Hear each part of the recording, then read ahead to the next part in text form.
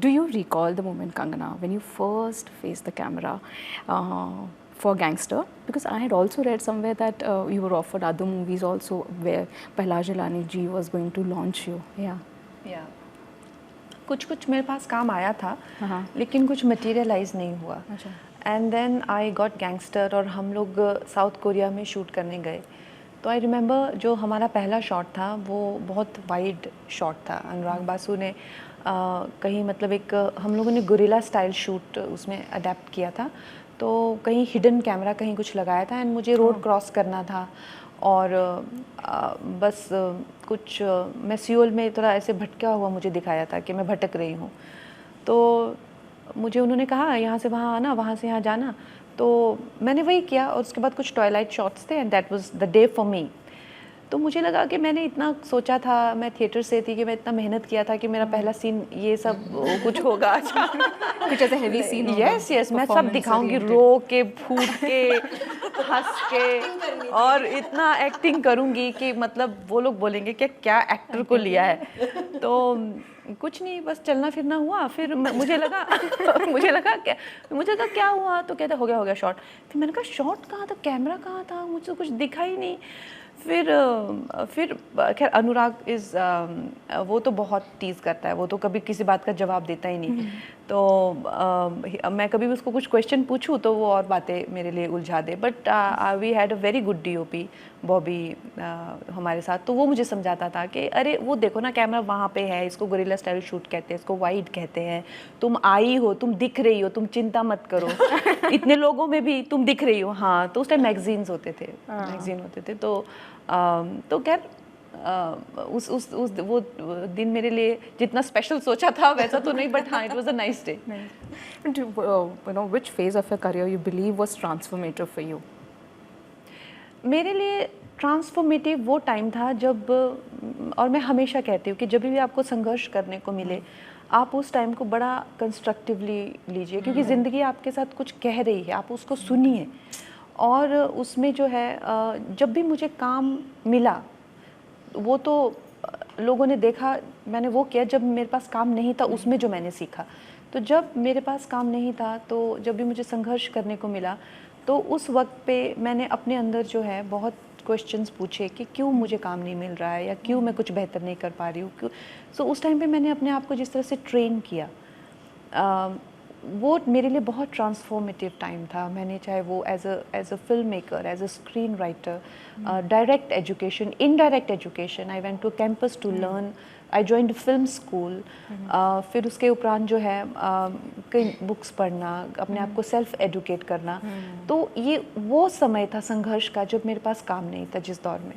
This would be like which phase you're talking about? ये phase ये वही 2007-8 के बाद, जब इवन फैशन के बाद भी मुझे काम नहीं मिलता था. हाँ, फिर या फैशन के बाद मुझे जो है काम नहीं मिलता था. सो देन किसी ने मुझे कहा कि आप जो है किसी अच्छे मैनेजर को रखिए.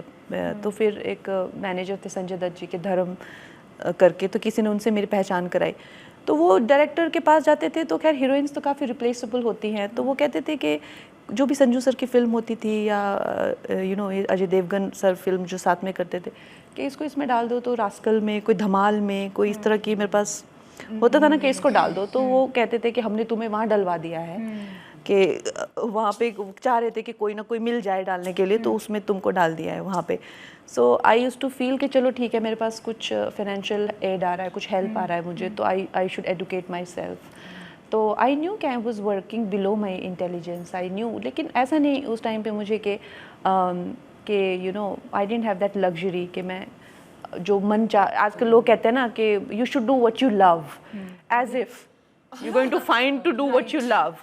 It is such a stupid statement. You should do what is needed.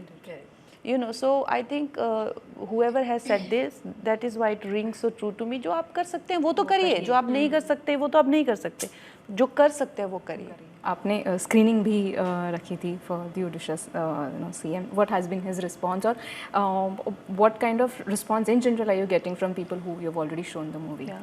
I think people are loving the film, and कल CM जी ने भी फिल्म देखी and he was moved by it, you know, और उन्होंने कहा कि अब ये फिल्म से रिलेटेड बात है तो मैं यहाँ बोल नहीं सकती, लेकिन उन्होंने ऐसी फिल्म बात कही कि उसको अवार्ड नहीं मिला, you know, like, you know, so he was so moved by that fact. I said sir नहीं, and he was so shocked by it कि something to do with the film, some event.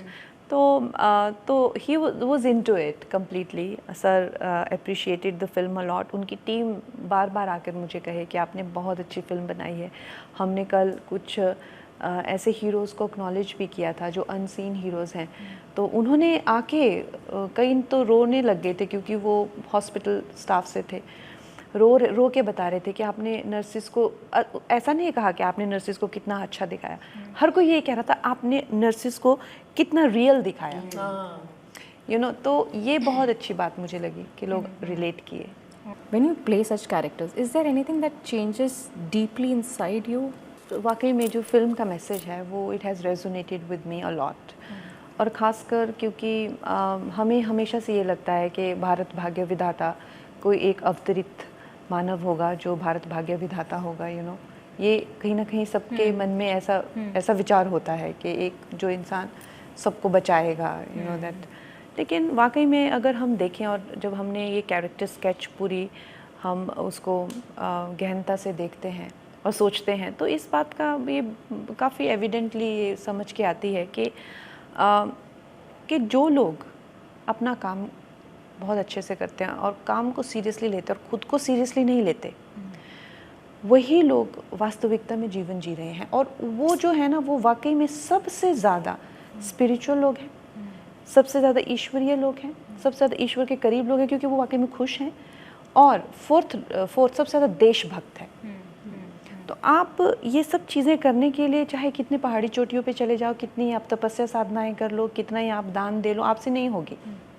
लेकिन जो साधारण एक मानवीय आपको मिल जाएगा और वो किसी भी रूप में आपको मिल जाएगा, वॉचमैन होगा या नर्स होगी या किसी भी रूप में मिल जाएगा, वो वाकई में ईश्वर के इतने करीब होगा कि वो वाकई में एक संपूर्ण जीवन जी रहे होंगे. और जब उनको 4 मिनट मिलेंगे तो वो जब हंसेंगे तो इतने दिल से हंसेंगे कि आपको लगेगा कि वो कितने खुश है अपनी ज़िंदगी में. तो ये जो एक मैसेज है कि अपने काम को सीरियसली लो, खुद को सीरियसली मत लो. इस जनरेशन के लिए इतना ज़रूरी है ना, जो आजकल एक पूरा वॉच लगा लिया है कि मेरा हार्ट क्या है, मेरा बीट क्या है, मेरा मेटाबॉलिक क्या है, मेरा सांस कैसा चल रहा है, मेरा कैलोरीज कितना हुआ, मेरा स्टेप कितना हुआ. वो जो जनरेशन है ना, उसके लिए ये बहुत ज़रूरी मैसेज है. नहीं तो ये जनरेशन खुद को खुद ख़त्म कर देगी, यू नो. तो इस तरीके से खुद पे केंद्रित हो जाना कि खुद को ही एक डाइसेक्शन का ऑब्जेक्ट बना लेना. बिकॉज अगर आपका दिमाग, अगर आपका हृदय किसी पे केंद्रित होता है तो आप उसको एम्ब्रेस करते हो. लेकिन जब आपका दिमाग इस चीज़ पे केंद्रित होता है ना, तो वो उसको डाइसेक्ट करता है. तो जब आपने अपना दिमाग खुद पे केंद्रित कर लिया ना, तो you will be finished.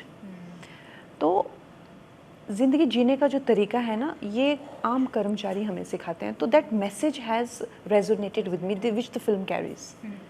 कंका, I also personally believe that जो आपने बात की उसी को मैं आगे बढ़ाना चाहूँगी. You have rarely, you know, received not so good reviews from critics for your performances. मतलब most of the work that you've done in movies, आपकी तारीफ हर बार एज एन एक्टर की गई है. When was a point when you realized that ये जो मेरा काम है एज एन एक्टर वो मुझे सीरियसली करना ही है?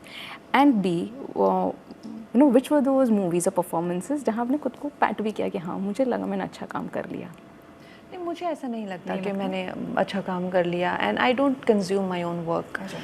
ऐसे होता ना, पेड़ अपने फल खुद नहीं खाता, यू नो. तो आई थिंक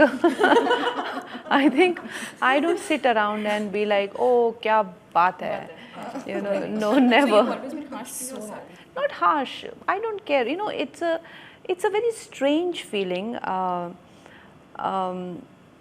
Tom Hanks से किसी ने पूछा था, do you see your films? And he gave an answer which resonated with me. Maybe I didn't have exact words, but my feelings are same. He said, why would I see them? They are not changing. So I think that was so aptly put. I've made that film. I bloody sat on the script for like 6 months. I've polished every scene. I've seen it on the monitor. I have dubbed for it. I've seen it in the premiere. Now you want me to see it again? Why would I do that? Why would I do that? So no, I don't sit around and see my work. And there's always मतलब हमेशा आप अच्छा कर सकते हैं, आप और भी अच्छा कर सकते हैं, वो होता है. लेकिन at the same time मैं उनमें से हूँ जो कि मेरे जो co-actors हैं, they would agree कि मिल गया एक टेक बहुत है, चलो. अच्छा. You know, so I don't sit around. Speed. You know कि इसको perfect करने चलो जी. No. मिल गया तो ठीक है, नहीं मिला तो एक और कर लो. But I know of actors जो खुद फिल्में प्रोड्यूस करते हैं, 80 90 टेक्स करते रहते हैं. But I am not one of them.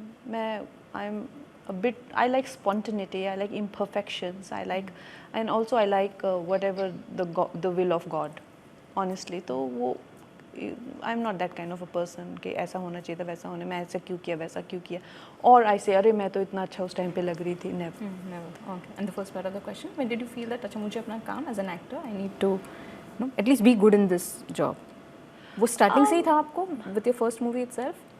हाँ, फर्स्ट एक्चुअली जब हम लोग आए थे फिल्मों में तो उस टाइम पे सारी एक्ट्रेसेस जो होती थी, या तो मिस वर्ल्ड, या तो सुपर मॉडल्स, या तो फॉरेनर्स, यू नो, इस तरह के ही सब के सब 6 साढ़े 6 फीट के लड़कियाँ, और बिल्कुल अद्भुत दिखने वाली, अलग ही उनका मतलब आम साधारण नहीं लगती थी बिल्कुल भी. ऐसा लगता था उनको देख के दे एक्स्ट्रॉर्डनरी विमेन.